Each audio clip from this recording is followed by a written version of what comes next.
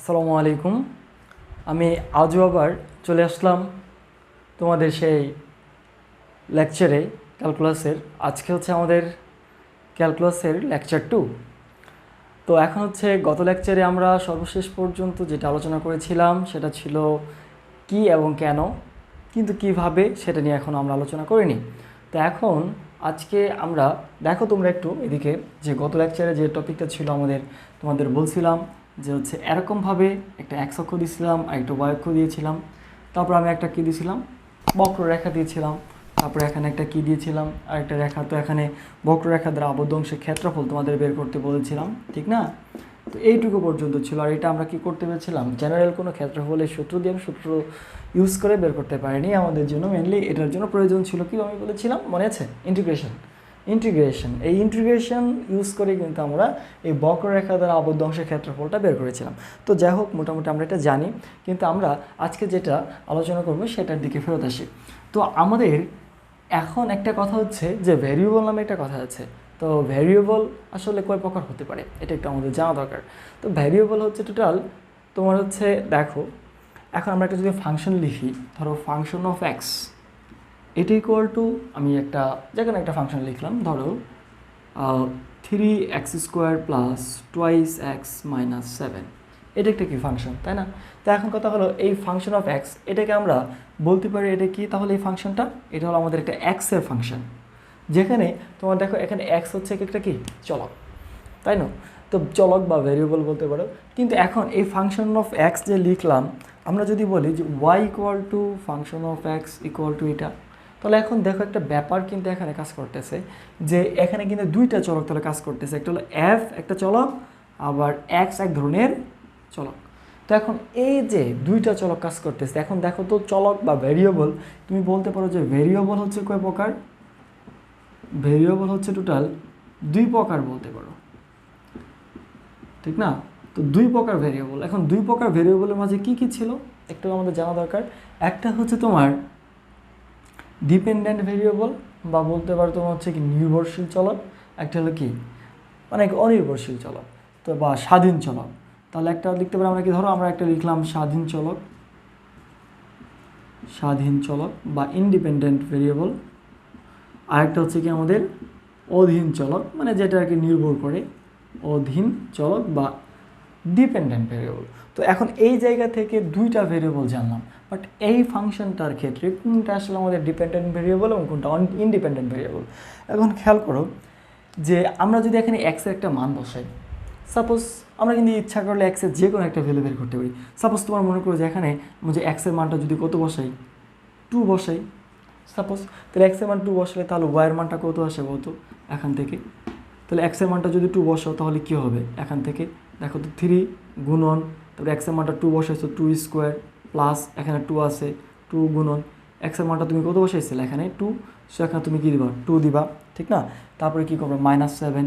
তো এটি equal to finally কত পাচ্ছে তাহলে 2 এর উপরে স্কোয়ার করলে হচ্ছে কত 4, 4 আর 3 হচ্ছে 12, আর এখানে 2 দুগুণে 4, তো 12 আর 4 হচ্ছে কত পায় তাহলে টোটাল 16 হয়ে যাচ্ছে। তো 16 থেকে তুমি যদি 7 বাদ দেও থাকবে কত তাহলে আমাদের 9। তাহলে এখন দেখো ওয়াইয়ের ভ্যালুটা তাহলে আমরা পাচ্ছি কত 9। তাহলে এখন দেখো এই 9টা যে পেলাম এটা অবশ্যই কার উপর ডিপেন্ড করতেছে, মানে এক্সের মানের উপর কিন্তু আসলে আমাদের ওয়াইয়ের মানটা ডিপেন্ড করতেছে। তো এখন ওয়াইয়ের মানটা কিন্তু আমরা ইজিলি ইচ্ছা করে দেবো, এক্সের মান 2 বসলাম, ওয়াইয়ের মান 3 বসলাম, কোনো দিন মান না যাবে, কারণ এখানে তো বলাই আছে যে এইটা ইকুয়াল টু এইটা। তো অবশ্যই এখানে বলতে পারি যে এক্সটা হচ্ছে কি, এটা হলো একটা ইনডিপেন্ডেন্ট, ঠিক না? তো ইনডিপেন্ডেন্ট ভ্যারিয়েবল, ঠিক না? আর এই জায়গায় ওয়াইটা তাহলে কি আমাদের, সরি হ্যাঁ আরেকটা ওয়াইটা হলো আমাদের ডিপেন্ডেন্ট ভেরিয়েবল,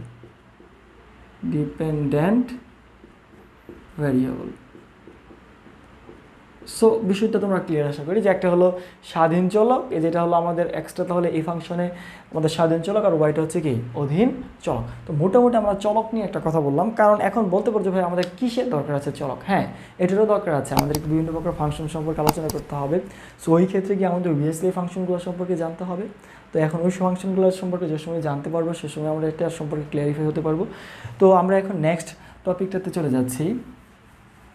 তো তো ফাইনালি আসলে আমাদের এখন তোমার মনে করো যে বিভিন্ন প্রকার ফাংশন আছে। তো বিভিন্ন প্রকার ফাংশন তো আমাদের ক্যালকুলাসের ক্ষেত্রে মেনলি আসলে কোন কোন ধরনের ফাংশনগুলো প্রয়োজন সেই ফাংশনগুলো নিয়ে একটু আমাদের কাছে আলোচনা করে ফেলি, তারপর আমরা পরবর্তী অংশটুকুতে দেখব। তো এখন সাপোজ দেখো ক্যালকুলাসের ক্ষেত্রে তো আমাদের অধ্যায়টার নামই ছিল কি ক্যালকুলাস, ঠিক না? তো ক্যালকুলাসের ক্ষেত্রে এখন আমাদের কোন কোন ধরনের ফাংশন প্রয়োজন হতে পারে, তো এই ফাংশনগুলোর জন্য আমি একটা তোমাদের একেবারে সুন্দর গুছানো একটা ওয়ার্ড লিখবো, যেটা তোমরা ওয়ার্ডটা মনে রাখতে পারো। ওই ওয়ার্ডের ভিতরে সকল ধরনের ফাংশন আছে, কিন্তু আমি এখন এই ফাংশনগুলোর নাম পূর্ণরূপে লিখবো না, পরবর্তী যে সময় আমি সূত্রগুলো নিয়ে আলোচনা করবো সে সময় লিখে দেবো। তো সাপোজ মনে করো যে আমি এখানে একটা ফাংশন নাম লিখতেছি LIATE, লিয়েট।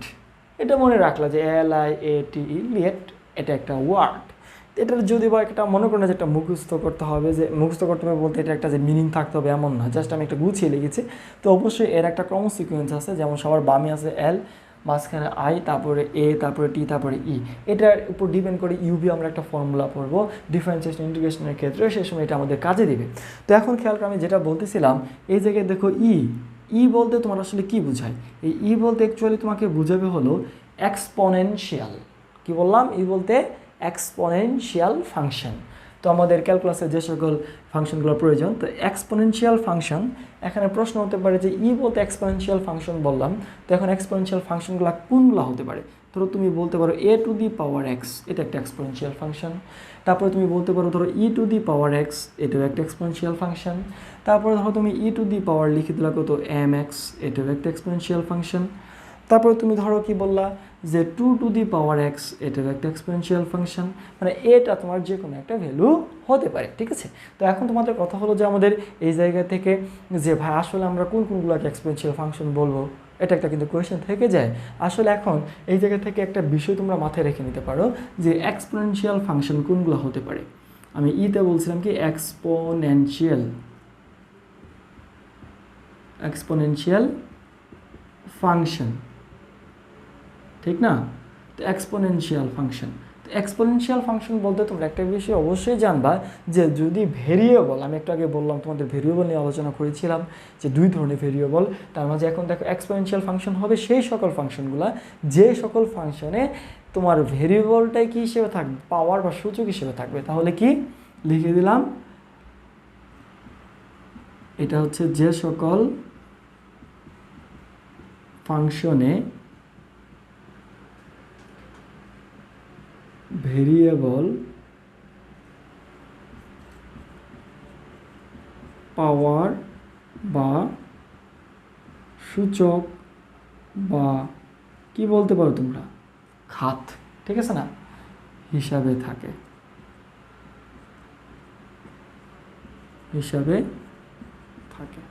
তাহলে এখন খেয়াল করো, আমরা যদি লক্ষ্য করতে চাই এই জায়গায় দেখো তো এ একটা কি, তোমার যে কোনো একটা কি, এটা বেস, এটাকে বলতে আমরা, এটা হচ্ছে আমাদের একটা কি বেস, ইউ একটা বেস, এই ইউটা একটা বেস, টু একটা বেস।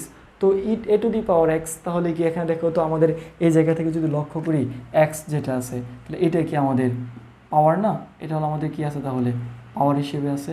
আর এটা আমাদের কি আছে, আমাদের বেস হিসেবে আছে। তো ফাইনালি আমরা বুঝতে পারলাম কি, যেহেতু এখানে দেখো এ টু দি পাওয়ার এক্স, এখানে তাহলে এ টু দি পাওয়ার এক্স যে বললাম, তাহলে এখানে আমরা বুঝতে পারতেছি যে এক্সটা যেহেতু পাওয়ার চলকটা ভেরিয়েবল, এখানে আছে এক্স, তো এটা পাওয়ার হিসেবে আছে। বললাম যে সকল ফাংশনে ভেরিয়েবল পাওয়ার বা সূচক বা ঘাত হিসেবে থাকে সেগুলো হচ্ছে আমাদের এক্সপোনেনশিয়াল ফাংশন। তাহলে আমরা বুঝতে পারলাম কি ভাই, তাহলে ই টু দি পাওয়ার এক্স, তাহলে তোমাকে বললাম যে হচ্ছে ধর 10 টু দি পাওয়ার এক্স, তাহলে এটার একটা কি আমাদের, অবশ্যই এটার একটা হচ্ছে আমাদের এক্সপোনেনশিয়াল ফাংশন, তাই না? তারপর তুমি দিতে পারো হচ্ছে √2 পাওয়ার এক্স, তাহলে এটু একটা এক্সপোনেনশিয়াল ফাংশন হবে, কারণ আমি এখানে লিখেছি এ টু দি পাওয়ার এক্স, তো এ তো যে কোনো একটা ভ্যালু তোমার কি আইডিয়াল ভ্যালু, তোমার মোট কথা হলো যে বাস্তব সংখ্যা ধারণ করতে পারি, এটা কোনো ম্যাটার না। তো আমরা মোটামুটি আশা করি যে এক্সপোনেনশিয়াল ফাংশন জিনিসটা কি সেটা সম্পর্কে আশা করি ফুললি ক্লিয়ার হয়েছে ইনশাল্লাহ। তো তবুও যদি তোমাদের কোনো প্রশ্ন থাকে অবশ্যই আমাদের ইউটিউবে যে লিঙ্ক দেওয়া থাকবে বা ফেসবুক পেজ দেওয়া থাকবে, তোমরা অবশ্যই কমেন্ট করবা, সেখানে আমি আরও ভালোভাবে সেটা এক্সপ্লেন করার চেষ্টা করবো, ঠিক আছে ভাই? তো আমরা এখন নেক্সট টপিকটাতে আগাচ্ছি। দেখো, তো আমরা এখন এই জায়গা থেকে এটা জানা শেষ, এখন হ্যাঁ, এখন আমরা নেক্সট হচ্ছে ট্রাইগোনোমেট্রিক ফাংশনটা নিয়ে কাজ করে ফেলি, ঠিক আছে। দেখো ট্রাইগোনোমেট্রিক ফাংশনে যদি চাই, তো ট্রাইগোনোমেট্রিক টি তো হচ্ছে ট্রাইগোনোমেট্রিক ফাংশন তোমরা অলরেডি জানো, যেমন কী কী আছে, সাইন এক্স আছে, তারপরে বলতে পারো তোমরা হচ্ছে কজ এক্স আছে, তারপরে বলতে পারো কি যেমন টেন এক্স আছে, তারপরে তোমাদের আছে হচ্ছে কট এক্স, তারপরে হচ্ছে তোমার সেক এক্স, তারপর হচ্ছে কি আমাদের কুসেক এক্স, এগুলো যেমন sine X, cos X, tan X, cot X, sec X, cosec X. তো টোটাল আমাদের কয়টা ত্রিকোণমিতিক অনুপাত থাকে? 6টা। সো 6টাই আছে। তারপরে তুমি বলতে পারো কি আমাদের এলজেব্রিক, এ বলতে আমাদের কি বলা যায়, এলজেব্রিক ফাংশন। তো এ বলতে এলজেব্রিক ফাংশনগুলো কোনগুলো সেগুলো একটু আমরা দেখে ফেলি ভাই। দেখো একটু, তোমাদের ধরো সাপোজ হচ্ছে দেওয়া থাকলো x⁴n, এটা একটা কি এলজেব্রিক ফাংশন না? এখানে কিন্তু দেখো এই এক্সটা কিন্তু তোমার কি ভেরিয়েবল যেটা, সেটা কিন্তু পাওয়ার হিসেবে নেই, এটা কিন্তু বেস হিসেবে আসে।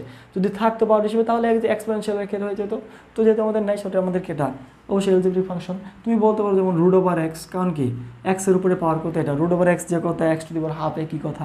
তারপরে বলতে পারো তুমি সাপোজ এখন বলতে পারো যেমন 1/x, এটা একটা কি আমাদের এক্সপোনেনশিয়াল ফাংশন, মানে কি সরি এলজেব্রিক ফাংশন হতে পারে। তারপরে ধরো তুমি একটা ধরলাম সি, এই সি বলতে আসলে কি বোঝাচ্ছে, সি হচ্ছে একটা কনস্ট্যান্ট ভ্যালু, যে কোনো একটা মান হতে পারে।